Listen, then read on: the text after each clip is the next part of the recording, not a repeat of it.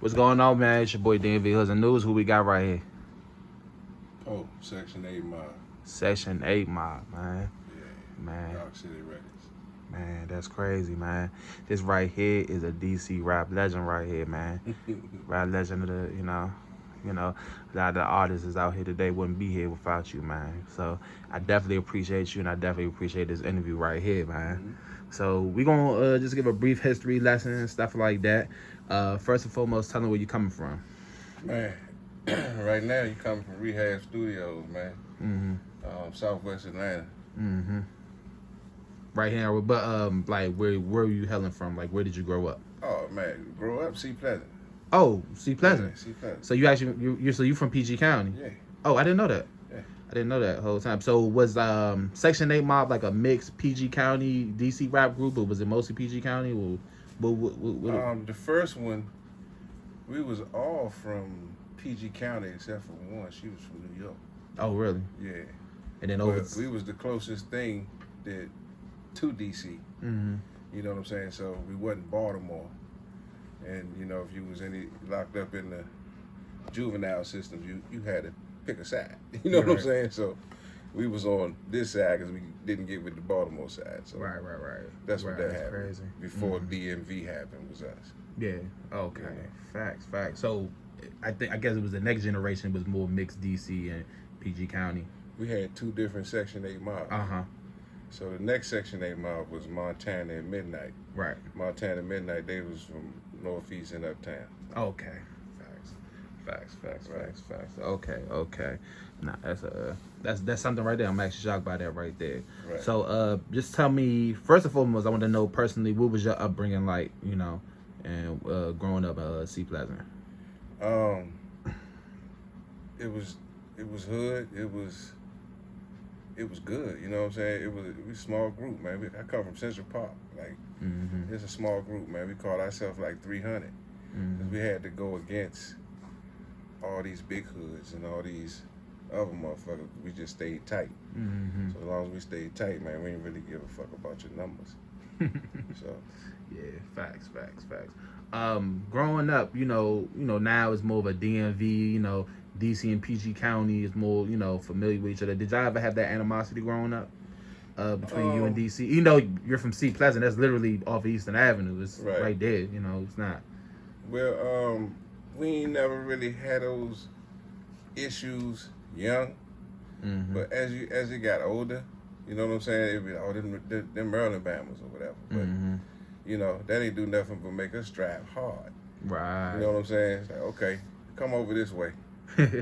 And we ain't sweet like that. You know what I'm saying? So it was that kind of shit, man. And all the shit derived from Maryland, Virginia, and DC.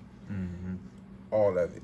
You know what I'm saying? So if you really go way back into your go-go days and think of all the gangs and shit, the CIX, A-Team, Hill Boys, all that kind of shit, it was Maryland niggas in there. Right. You know what I'm saying? So Max ran the A-Team. You know what I'm saying? King Philly, Temple Hills ran Gangster Chronicles. You know what I'm saying? So it was always, you had to give Maryland that respect. You know, so. No, facts. No, definitely respect, though. I can definitely respect that, though. Okay, so what was your inspiration for doing music? I just love music. I think that's what I'm here for. I know that's what I'm here for, to do music some way, somehow. So it wasn't an if, it was a when. Facts. What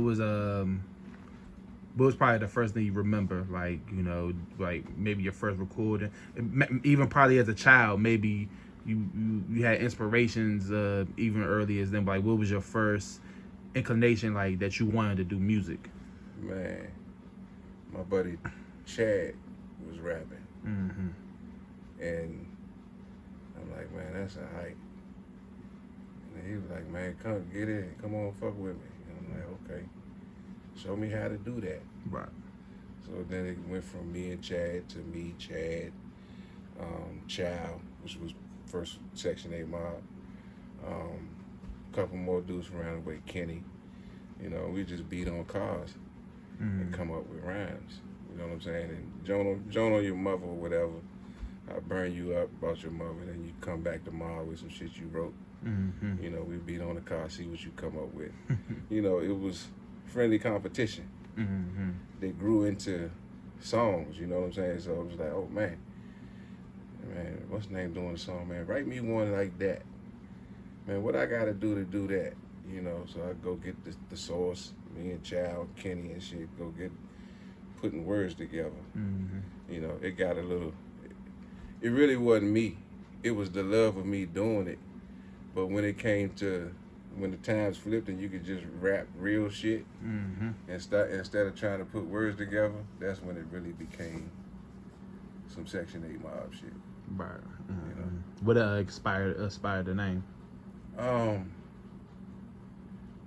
Just how we got down, how we moved. You know what I'm saying? If before rap, if you knew anything about us, you knew like, okay, it wasn't a question.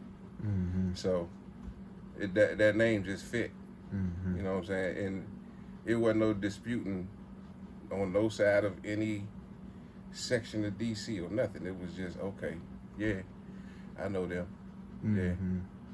Yeah, I fucks with them some way or somehow, or I don't like them niggas some way somehow. Mm-hmm. Right. Facts. All right. So at that time, the DC area was more focused on the go-go. Right. At that time, go-go city. Even my generation until maybe 2015 or 16, you know, DC was just go-go city. It wasn't too much about rap, you Right. know. Growing up, did you what was your reaction when you told people you wanted to be rappers? That's the first question. Was it like more, you know, oh, yeah, I'm trying to be from New York, or, you know, stuff like that? Yeah, you're Bama. Yeah. Yeah, that's what it was. You're Bama. Okay, man, Yeah. you rapping? You do that? Oh man, you're Bama. Mm-hmm. Why you doing that? Why you ain't doing the go-go thing? Mm-hmm. So that just ran into, it was just purpose. You know what I'm saying? I knew what I was trying to do, and I knew I couldn't do it within it, but I always loved it. You know what I'm saying? But I had to. I knew my journey. Right. You know, so Yeah. Facts. So,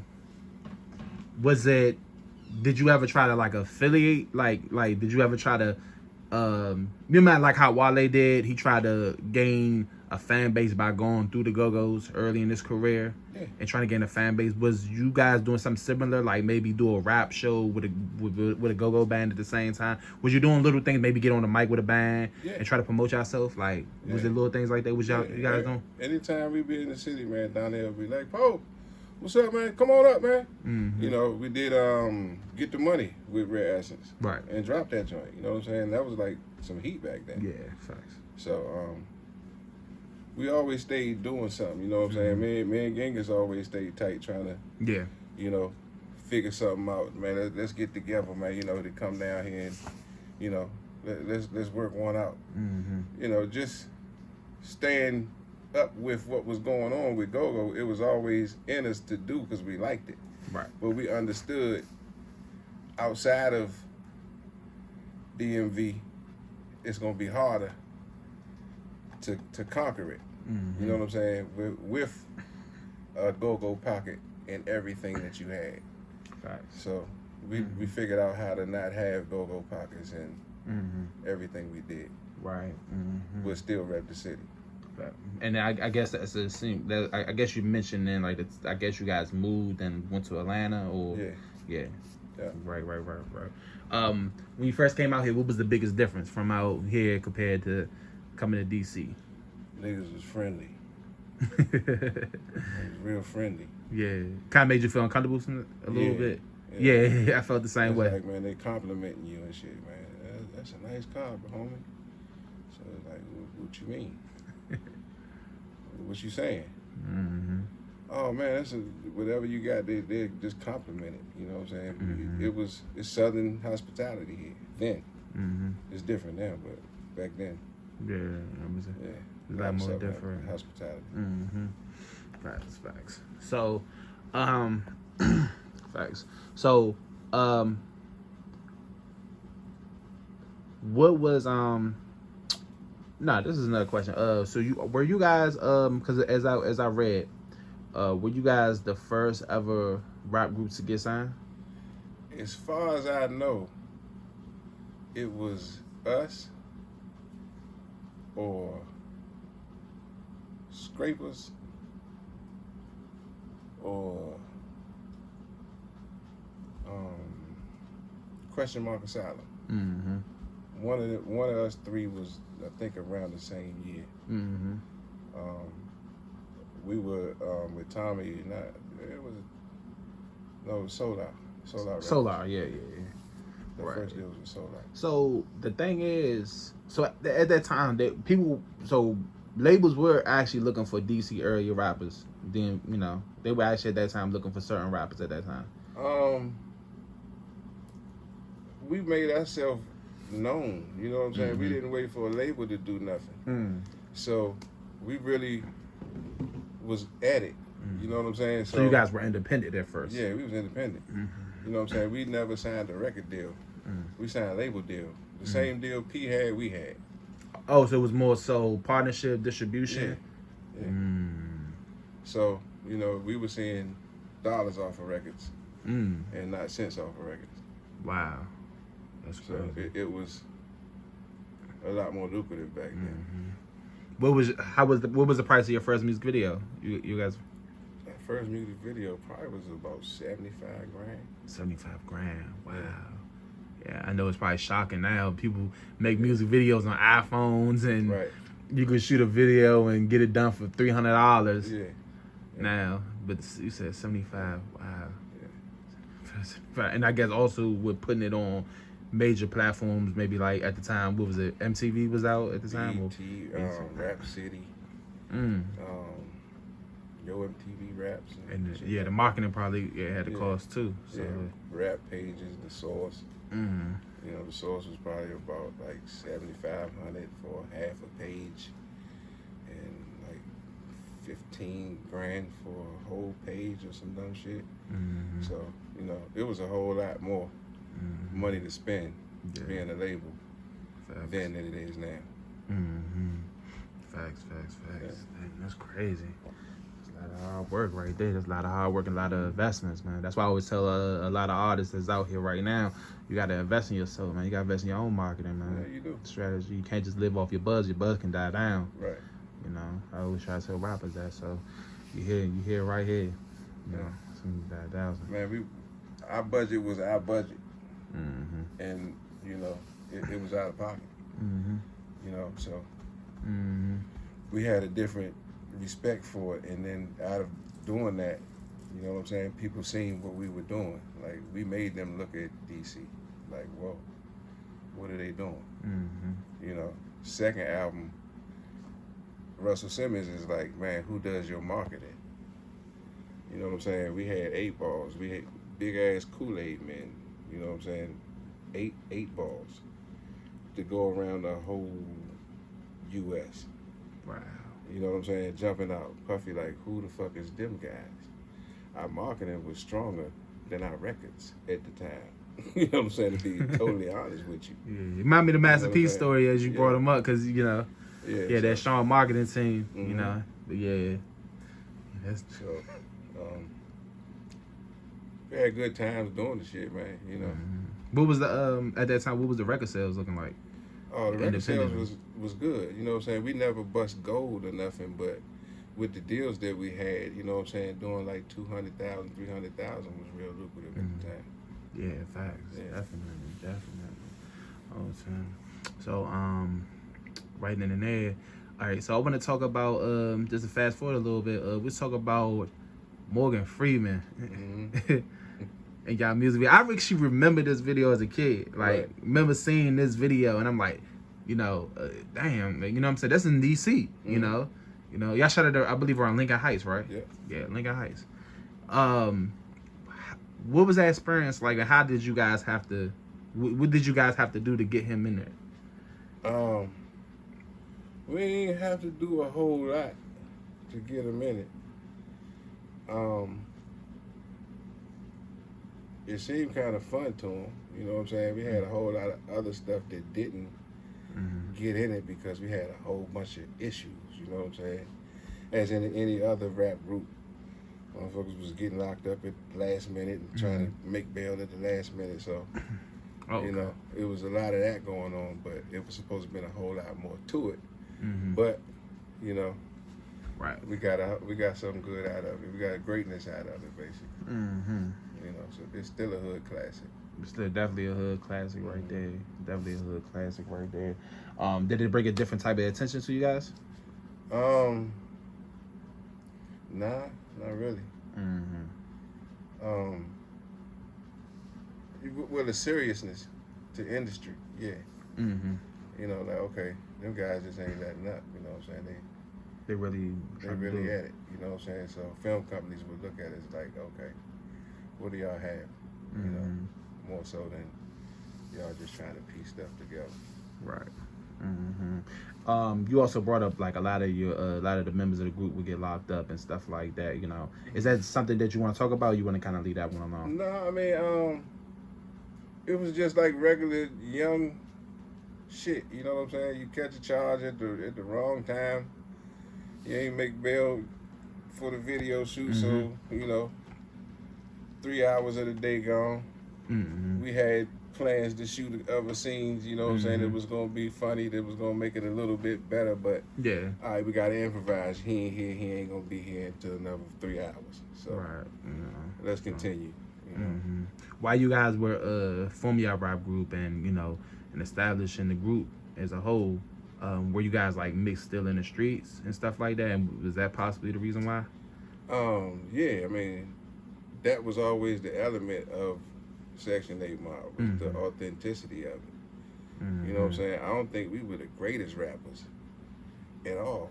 I think we was the realest ones at the time. You know what I'm saying? That was really giving it to you verbatim. Right. And it's not a watch thing, it's a right now thing. You know? Shit, we did like songs that you would look at and be like, man, that's a great song. Some of them be renditions of what we did. You know what I'm saying? We was the first rap group to put down, pay homage to your mother. But, you know, you know Pac is that. Right, facts. You know what I'm saying? But if you go down and look at it, you're like, damn. Yeah, Pac used to listen to what we used to listen to. He used to listen to us. Yeah. Did you ever meet him? Yeah. Yeah. We had the same manager, Rodney G. Oh, okay.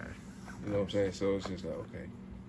Certain things you just see that go down and be like, okay, we was pioneers of it, but they enhanced it. You know what I'm saying? And I ain't taking nothing from them. That was a great ass song. But the authenticity of what we were doing was timeless. You know what I'm saying? It was time changing. Right. Facts. So you had mentioned there was already a first group. There was a second group. You know, well, it was actually extra members, you know, that was added to the group. What would you say was the actual decline of the group? And why was there a decline? Not understanding the music business. You know. Would you say that for yourself as well, or just the whole group? All around the board, just not understanding the music. You know what I'm saying? Some more than others, but you know. But just okay. That one though, that's over with. Now let's push on to the next. That's over with. Now let's push on to the next. You know what I'm saying? This is other people's job, but this is our career. You know what I'm saying? So I always looked at it like that. You know, whoever worked with me, that's their job. You know what I'm saying? But for me, this is my career. I got to keep it going, regardless. So, just different mindsets at the time, you know. Facts. Was there was it like discrepancies within the group, or it was just more so, you know? Nah, it was more so, man. I found something else. I done found me another lick. We was hustlers, man. You know, we are hustlers. You know what I'm saying? So Big E, he like, man, I'm over here doing movies, and I'm over here shooting Sierra videos and stuff, man. Oh, really? Yeah, I'm cool with that. I don't even want to rap like that, man. You know what I'm saying? It wasn't no. Okay. You know, we didn't found other licks. You know what I'm saying? That kind of made this shit look like the weed strip. Really? You know what I'm saying? So. So everybody was basically finding other things to do in the industry. Yeah. And I see right here that you have a studio right here. Yeah. Right here. So how long have you had this studio? I've had a studio since for like the last 25, 30 years. Okay. So you started to build it up when you came to Atlanta. Yeah. What was the first things that you had? I see you have.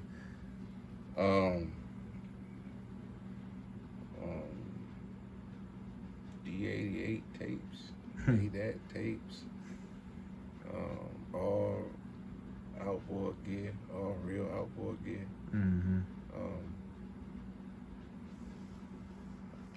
The U87, the C12 mic, NS10, still keep the NS10. Shit, everything that you could ask for back then. So you came in, you wasn't here to play, like no, you wasn't here to play at all. Wow, you wasn't here to play. We had a match me attitude with it, you know. So it was a real different playing ground. Right. You know, we had it before we had it. You know, and that's not a bragging aspect, but you know, we didn't come in to where people could jangle keys in our face for something, you know what I'm saying? And then we did have some weight, some worth to us because we were doing our own videos at the time. You know what I'm saying? We were going to BET, having them spin our videos before we had the deal.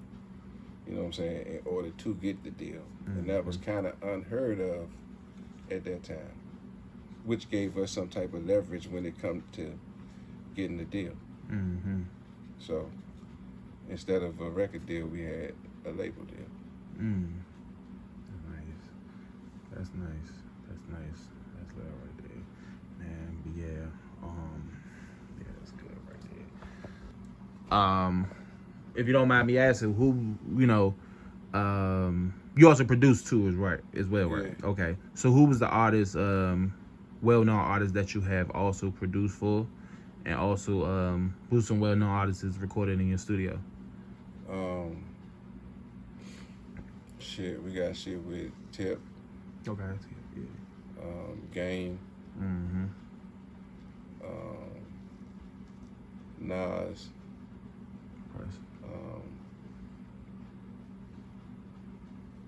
And people that come to the studio, man, it's so many rappers now, you probably can't even think of it. I mean, everybody, you know what I'm saying? Like Thugger, all these little niggas, other little niggas, you know what I'm saying? All the, I don't even want to name names, man. I get in the name of some and other motherfuckers be like, you ain't say me, man, but all of Atlanta been through here. You know, I can't name none that really hasn't been through these doors. Right. So I'm talking about gold, platinum artists. Yeah. Wow. That's nice. That's nice. I guess I would say the royalty checks probably hit different now. Hey man, the royalty checks hit different, man. The streaming checks hit different, but the royalty checks, man, they you know. Yeah, they a lot different. They're a lot different than what they used to be. Oh, so it's a difference now than from then? Yeah. That's nice. Music is cheap now. Yeah. You know. Yeah, you really just download the app for $10 a month. Yeah. And listen to music. You know, as much music as you want to. It's cheap. Cheap though, man. But yeah, before we get up out of here though, any questions, man? Any advice you have to the new generation, like of rappers? Take your time. You know, you ain't necessarily got to pick up a pen. Take your time. When you do stuff fast, it's instant. You know what I'm saying? And it tastes instant. You know, if you really take your time and put your foot in that gumbo, Mm-hmm. it's gonna taste like you took your time with that motherfucker. Mm. So man, actually take your time instead of just putting line by line together and then figure out that you said nothing at the end of it.